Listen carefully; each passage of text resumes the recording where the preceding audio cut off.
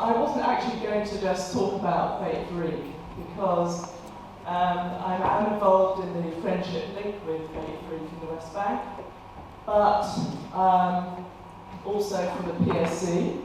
Also, the first time I went to Palestine, I've been 4 times now, I had the idea of setting up a social work network linking people in Palestine and the UK.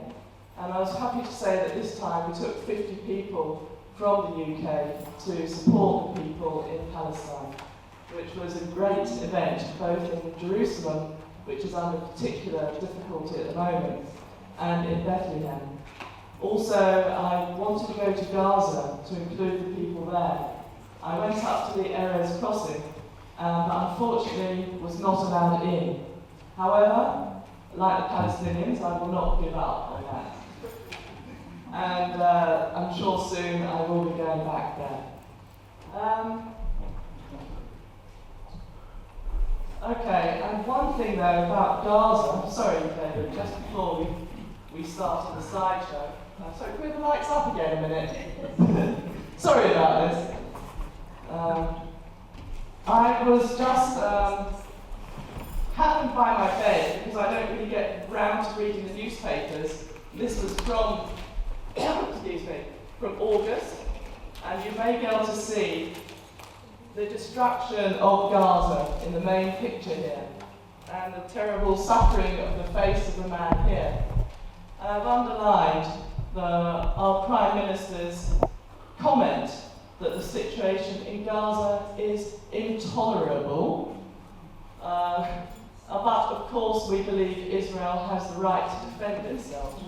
Well, it's the use of language which really makes my blood boil these days. And I think we have to all be very careful about the language we use, because it's not about defending themselves. It's not about so many things like settlements, equality of sides, a conflict. It's not that at all. It's a complete destruction of a people. Now, it's difficult to hold this and show you things at the same time, but my presentation is called The Rock and the Olive Branch, or the Olive Branch and the Rock.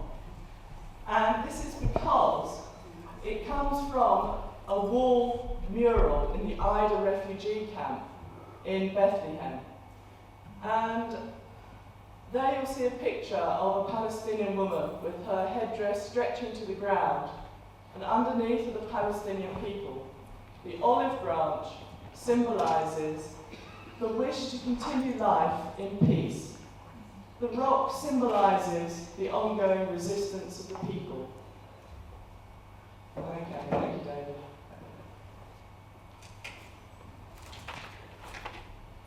Lights down, please.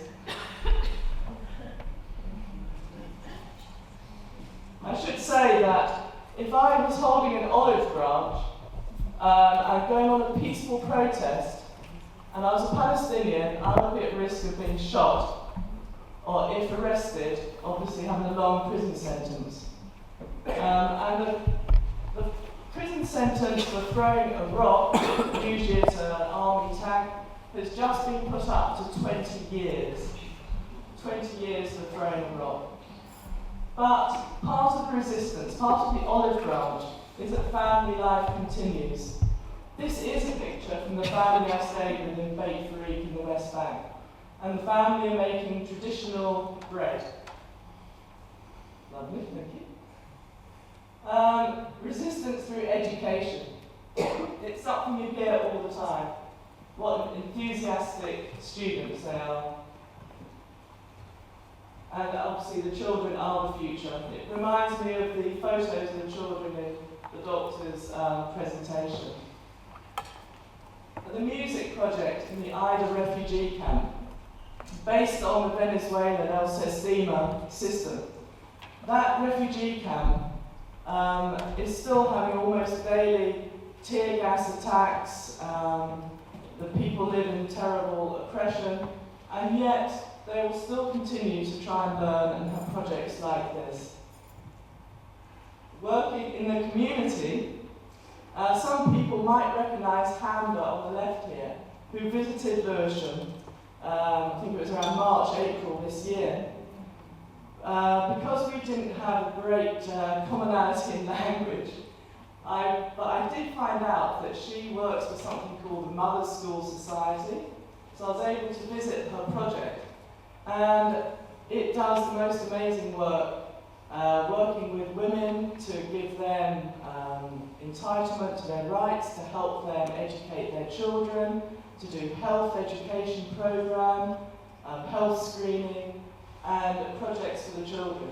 And most people have a great commitment to doing something for their community or for their people, whether it's paid or unpaid. And great music, similar to the Dabka we've just heard. This was a band I heard on my last night in Palestine, and they are excellent. And of course, great food. But what the Israelis want is, and these are direct quotes, they want the land, but without the people. It seems to me they don't really care where the Palestinian people are going to go. This is in the West Bank.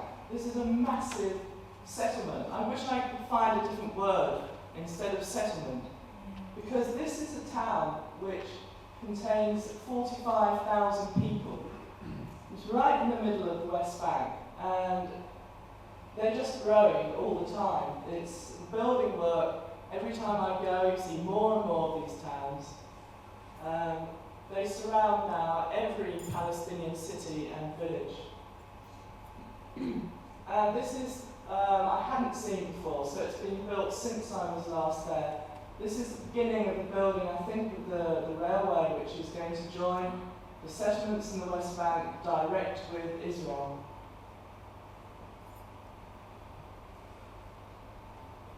So, although the Palestinians continue to resist through leading their daily life, the Israelis not only have occupied and are settling, and of course we all know it's completely illegal, all over the land, taking the water, pouring out the sewage. They've got these ugly wall military watchtowers everywhere, and these are the situations that the children and the people live in every day. This is in Hebron, and Israel has blocked up the centre of Hebron city simply because some of the Israeli settlers have decided they want it for themselves. So, supported by the soldiers, they can just move in, move the Palestinians out, and do that. And they will be protected by the soldiers. I'm not sure if you can quite see, it's a bit dark, this photo, but these were people just stopped in the centre of Hebron. And you probably also can't see, I have a bullet here, a bullet casing anyway, which I picked up from the ground in Hebron. This is would have been fired by an Israeli gun. And people who are really completely defenceless, but maybe just trying to protest against the closing of their city. Yeah, there's the man holding the bullet I picked up. The orange and black things on the ground are the tear gas canisters. As one Palestinian man said, US aid. And of course we also know that Britain supplies weapons. This is the kind of, to Israel, this is the kind of thing they're used for against completely innocent, defenceless people.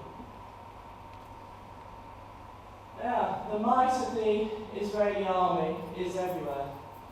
You know, big guns, everything.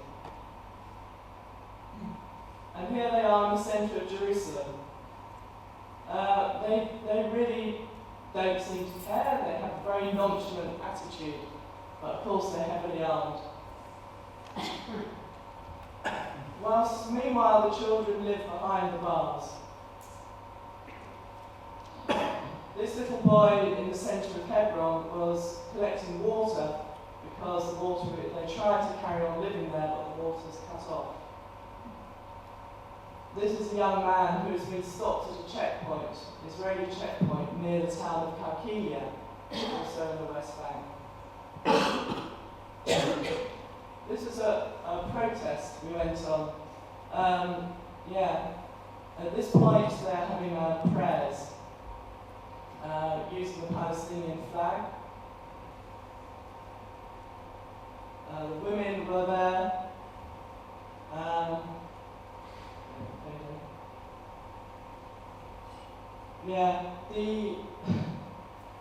This is Hashem Abu Maria, was a social worker who worked in Hebron and was killed by an Israeli sniper at a peaceful protest. And the words underneath were written by one of the children he worked with. He was seeking to help children reach for the stars. He was defending their rights as if he was defending his own rights. You are one in a million. Blessed be your martyrdom. Some of our group went to visit the bereaved family of Hashem and were taken to the spot where he was killed. He was killed during the assault on Gaza, during the bombing of Gaza.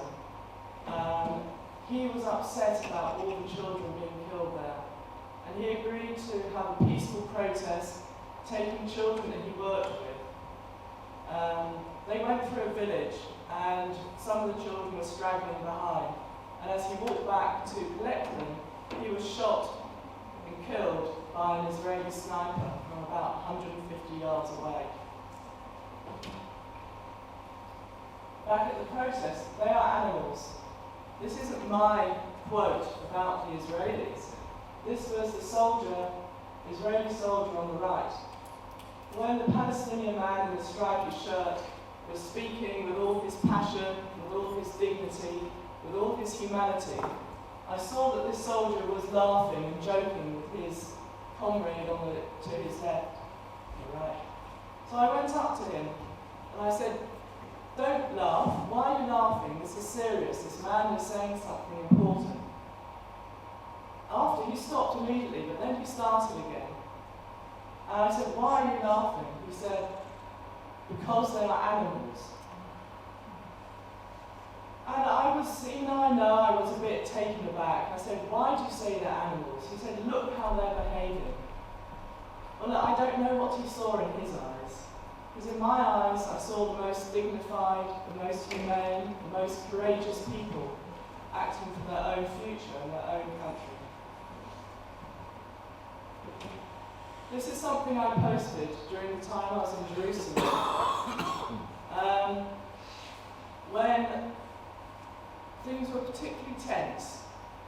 And as I tried to log on to Facebook, something on the internet flashed up. I think Kerry was visiting Britain at the time. And there was this quote that Kerry and Hammond together put out, asking the Palestinian leaders to keep the Palestinian people quiet and under control. To me, this seems such a travesty. So I said, what should the people do if they fear for their lives? Tell me, Hammond and Kerry, what should the people do if they see their friends killed? And no one around the world is interested, and the media keeps quiet. Tell me, Hammond and Kerry, what should they do if their children can't go safely to school, and their homes are demolished, their businesses destroyed, and they know the plan for them is to be driven out of their own homes and their own country? What should they do? Well, of course, we know what they do. They resist. They will resist in whatever way is right for them, just as we must take action in whatever way is right for us. This is a boycott protest, poster taken from the wall of the Ida refugee camp. So they're boycotting. This was actually put up next to the list of all the children who have been killed in Gaza. The two things inextricably linked for them. So they're boycotting in Palestine, and are we boycotting in the UK? Also, while I was there, they had the Jewish Times, which is the more right-wing paper, Israeli paper, had quite an article about Leicester Council, which had boycotted Israeli goods. It shows that it is effective, I think. Still, I have the dream. This was a group of either retired or getting on to that way academics at Bethlehem University. The man is second from the left as in the picture. He was introduced to me as someone who had been very involved in one of the intifadas. And he said he had a dream that Palestine would one day be free. So I said to him, well, do you still have this dream? And he said, yes, I still dream. And this man says, I reclaim my land. He was on the protest. I think that's my last photo.